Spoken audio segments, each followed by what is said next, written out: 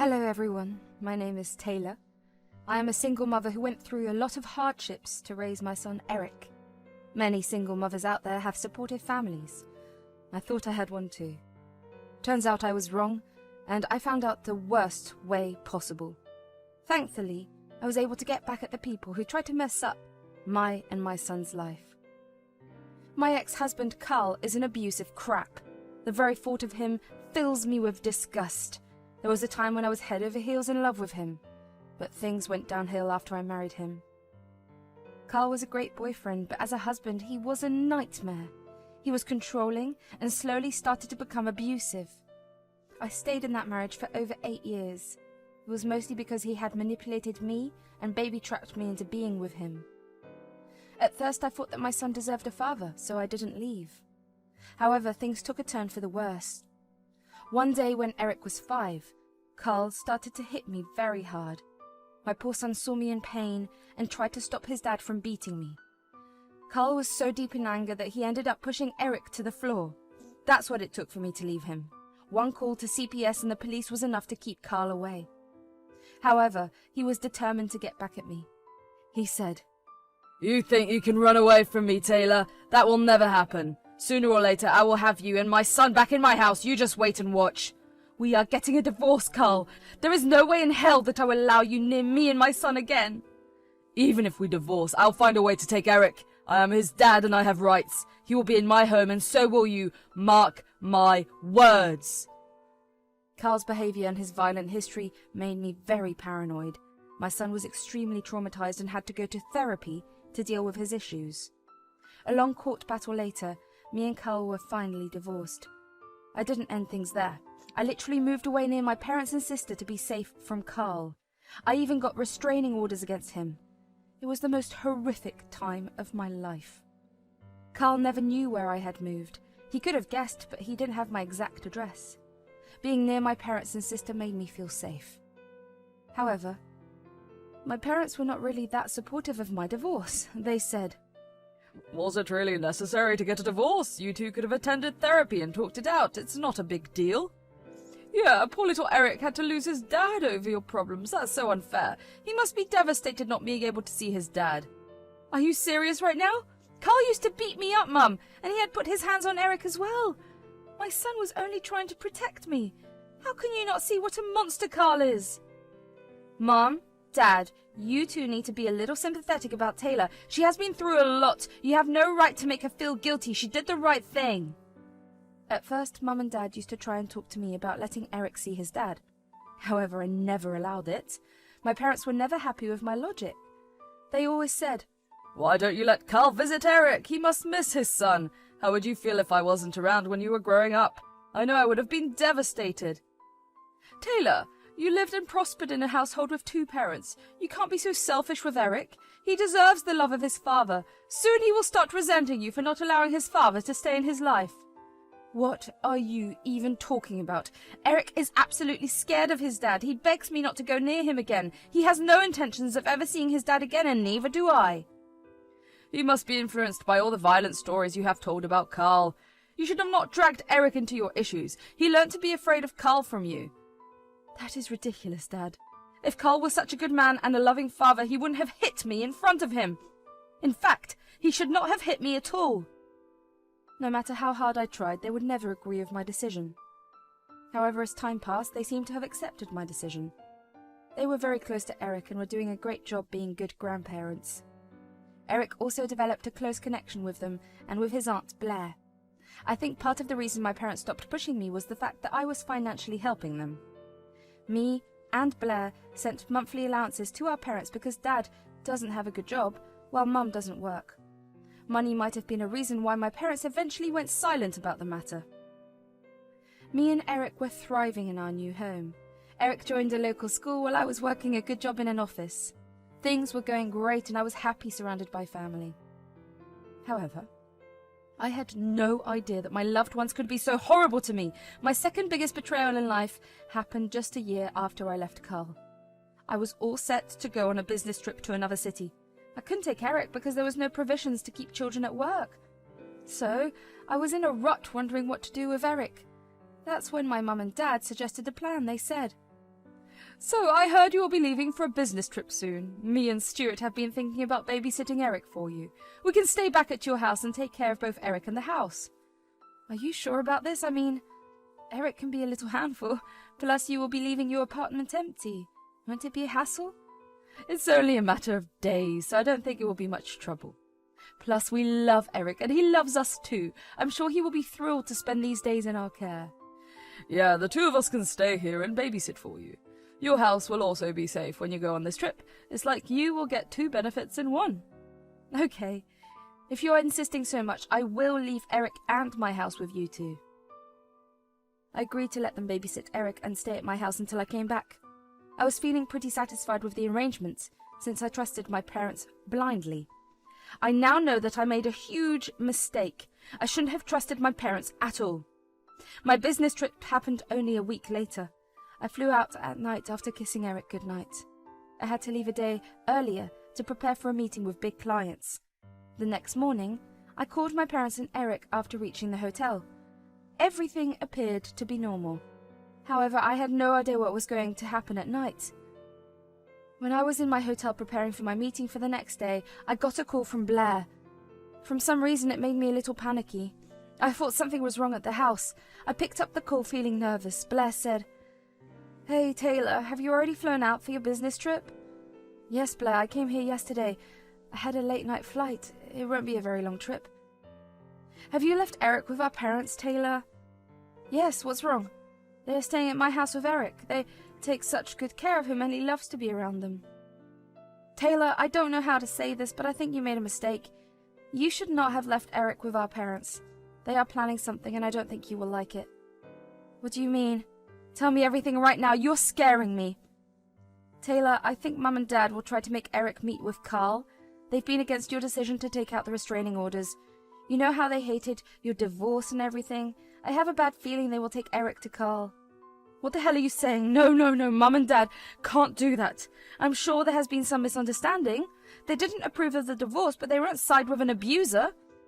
"I know you trust them a lot, but you need to be careful. If you need anything, I'm right here. I want you to remember that." "Thanks, Blair. I'll be careful, don't worry." Honestly speaking, Blair's words were ringing in my head. It did make me very uneasy. So I decided to call my parents and check up with them. I said, "Hey, Mum, can you hand over the phone to Eric? I want to talk to him a little. I'm missing him a lot." "I can understand, Taylor. Hold on, I'll put him on the phone."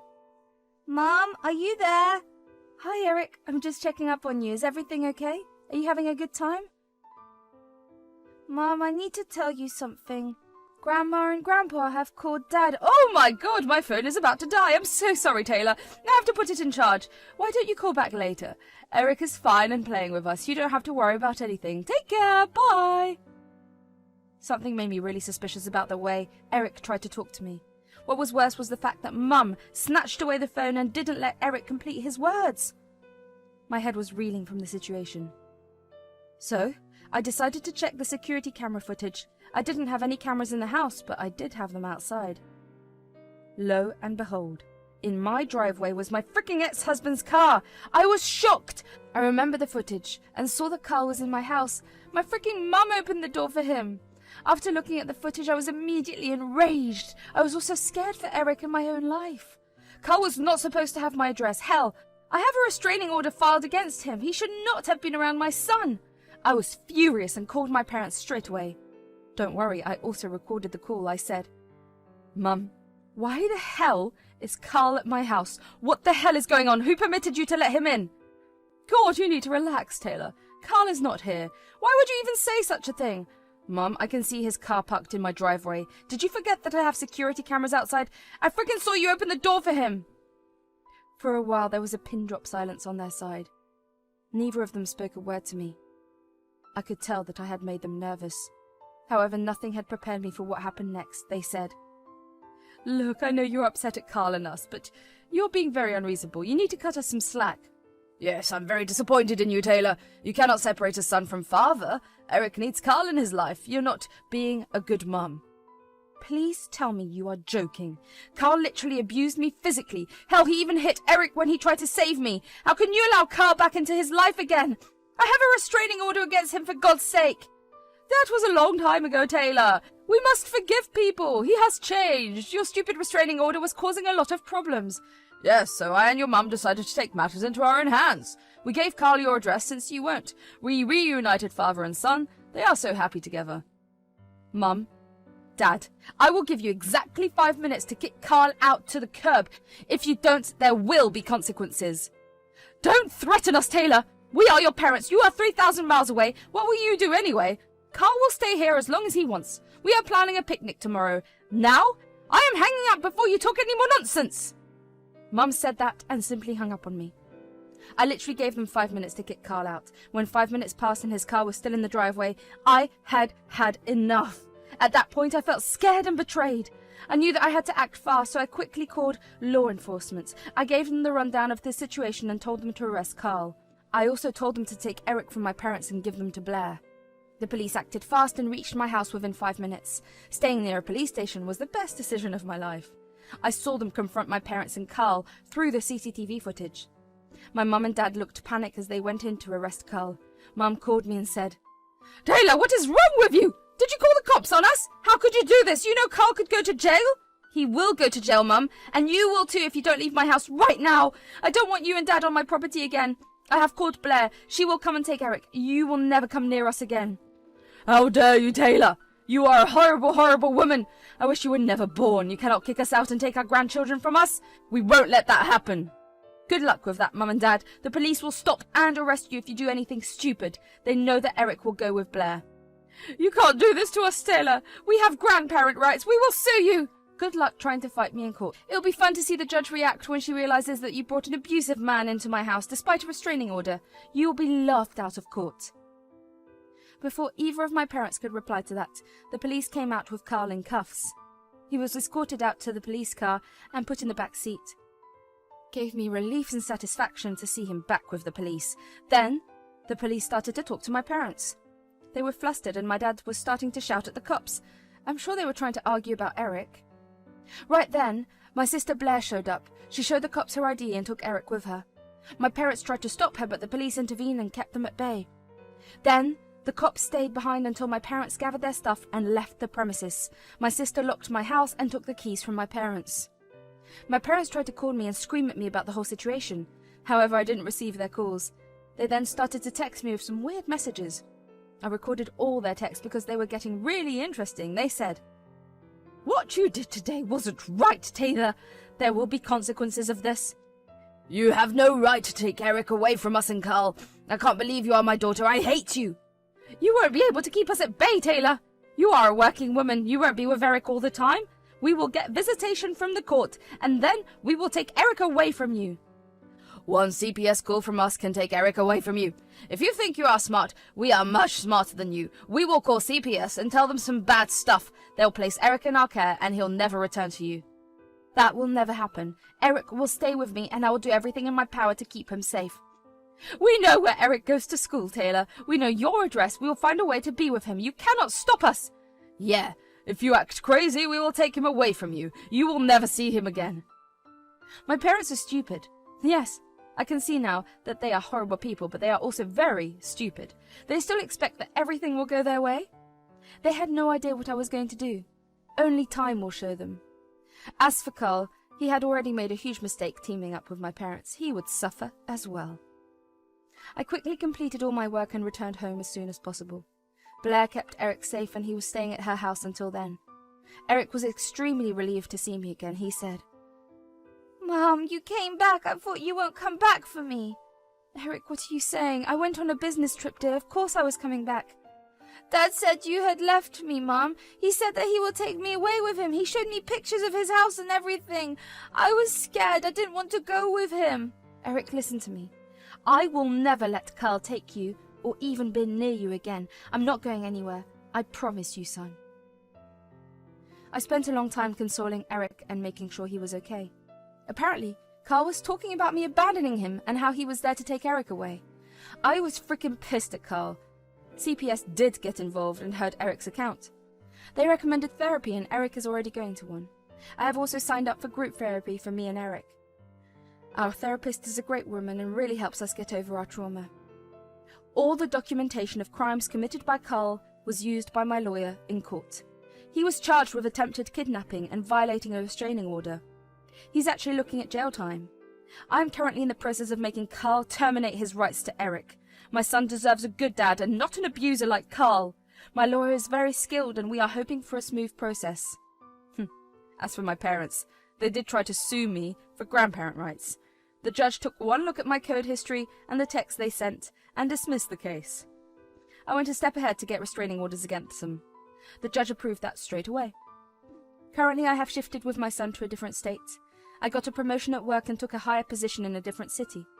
It helped me move away from my parents. Blair does visit me from time to time. She has even cut off contact with our parents and is thinking of moving to my city. My parents are having a hard time with money. Since me and Blair have both stopped helping them out, they were forced to look for extra jobs. Lawyers' fees drained their savings and have made them really financially unstable. Meanwhile, me and my son are thriving in this new environment. I have no intention of ever contacting my parents or allowing Carl to traumatize my son again.